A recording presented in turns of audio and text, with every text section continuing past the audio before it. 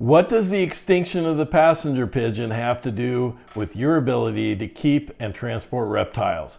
You'll find out as we talk about the Lacey Act on Snakes in the Law with Funkytown Exotics.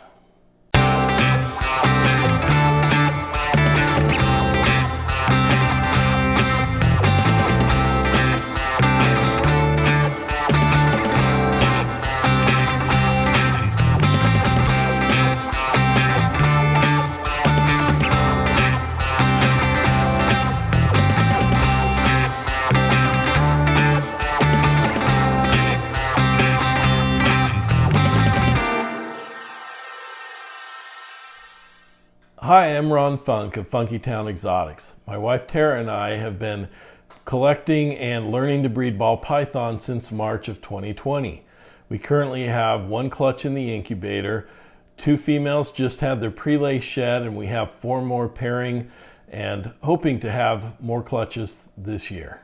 Well, Tara says she doesn't like to watch these videos if they don't have snakes in them, so here's one of our snakes. This one is Shadow. He's a Huffman, and he's one of my favorites. We have plans for him. In fact, we just got a champagne female that we hope to pair them up next year and have some really cool looking dark and orangey Huffman champagnes. As a new breeder, I don't think I'm in a position to give you advice about breeding your ball pythons. It's my day job, however, that I think gives me some special, unique insight into what's going on in our hobby right now. I'm a lawyer, kind of a different kind of snake. In fact, I'm an appellate lawyer, and what we do is we read, we interpret, and we argue the law. And so for someone with my background, this is a very interesting time to have come into the hobby. And so I hope that with my background, my experience, I can share some things that will help you as we navigate through this unprecedented time in our hobby. Before we go much further, I'd like to give a little shout out to Kevin McCurley and thank him for his inspiration that has led me to want to do this video and series of videos.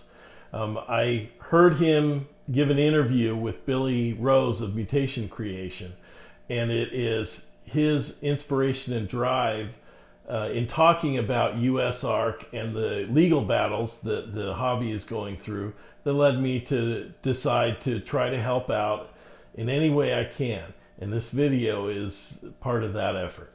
As I teased in the opening, this episode is about the Lacey Act, which is something that's been in the news in the reptile community recently, in large part because of a huge court victory USARK had a few years ago. In the late 1800s, when it was literally the Wild West, there were no laws which governed commercial hunting. There were, in the 1870s, for instance, flocks of passenger pigeons, which were so dense they numbered literally in the hundreds of millions, if not billions. In fact, they said you could wave a long stick in the air when a flock was going by and knock down several with each swipe. And oh, the pigeon poop. But I hear they were quite tasty. The birds or the poop? So meet Alex, my 13-year-old smart Alec. By 1900, in large part due to overhunting, there remained only captive flocks, and the last known passenger pigeon, named Martha, died in the Cincinnati Zoo in 1914. In support of his bill, which became later known as the Lacey Act, which was the nation's very first wildlife protection law, Iowa Congressman John F. Lacey said on the floor of Congress, "The wild pigeon, formerly in flocks of millions, has entirely disappeared from the face of the earth. We have given an awful exhibition of slaughter and destruction, which may serve as a warning to all mankind. Let us now give an example of wise conservation of what remains of the gifts of nature." So as it was originally passed, the goal of the Lacey Act was to prohibit the interstate transport of unlawfully killed game and to also prohibit the importation of non-native species into our native ecosystems. So how did it get to the point of being used to bar our reptiles? Originally, the Lacey Act was concerned primarily with birds and mammals, but it was later amended to include reptiles, amphibians, crustaceans, and mollusks. The Act had a clause that prohibited the importation of any injurious species into the United States. This is called the Importation Clause. It also had a clause which prohibited the shipment of any injurious species between the United States and the District of Columbia, the Commonwealth of Puerto Rico, or any possession of the United States. This is called the Shipment Clause. There are two main things that led to the U.S. Ark challenge to the Lacey Act. Number one is that the Act allows the Department of the Interior, through the Fish and Wildlife Service, to identify what it deems to be an injurious species. And number two, the FWS, Fish and Wildlife Service, started interpreting the shipment clause to prohibit shipment of these injurious species between states. In 2012 and 2015, the FWS generated new rules by which it added reticulated pythons, rock pythons, several species of anaconda, and Burmese python to its list of injurious species.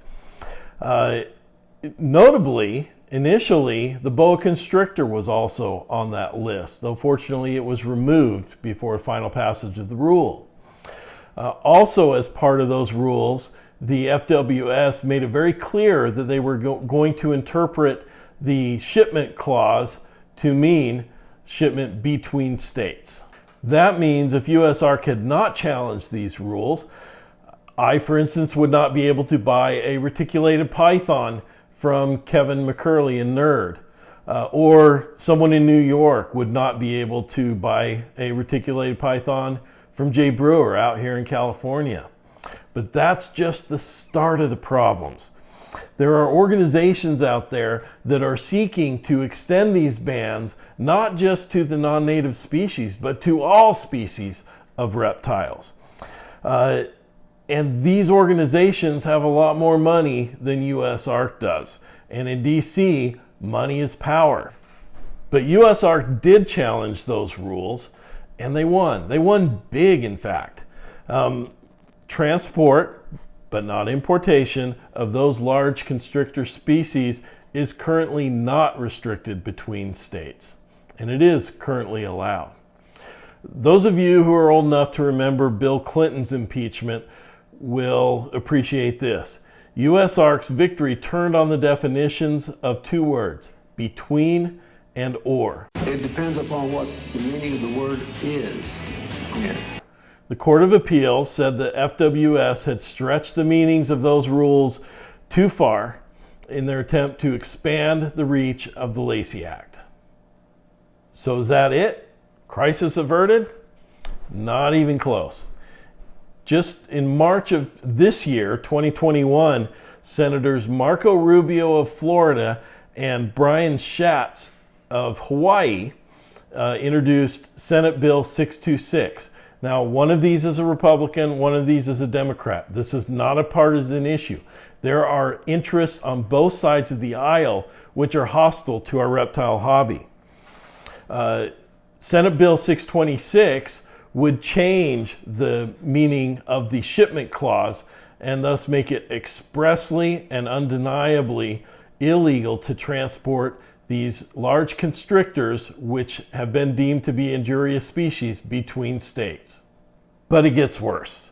The bill changes from a prohibited list to a white list. That means FWS would identify what species it deems are not injurious, and those would be on their list. Anything not on that list would be prohibited. So this bill would not just make it more difficult to transport potential injurious reptiles, it would significantly expand that list and have a severe negative effect on our hobby and on the businesses that cater to the hobby. So I hope you're asking yourself the same question that I asked myself that led to this video. What can I do to help? Number one, join U.S. Ark. They are doing phenomenal things for our hobby. They are right now our only advocate against these legal battles. And there are many, many organizations that are against us. In essence, USARK is fighting this battle as David against the Goliath of the Humane Society, the government, and others who want to restrict your right to keep, breed, and sell reptiles. Number 2, learn about the laws. The Lacey Act and the things that are going on right now are just the tip of the iceberg. Ignorance is not bliss. Learn about what is being done, what is being proposed, how it could affect you, and how you can help. Number 3, educate the public in a positive way. Reptiles are coming under scrutiny because of prejudice. People are scared of them because they don't understand them. Help the public understand. Use your Instagram and social media to share the positive aspects and beauty of these reptiles. Make and post responses to those negative posts that come and point out the inaccuracies and the sensationalizations.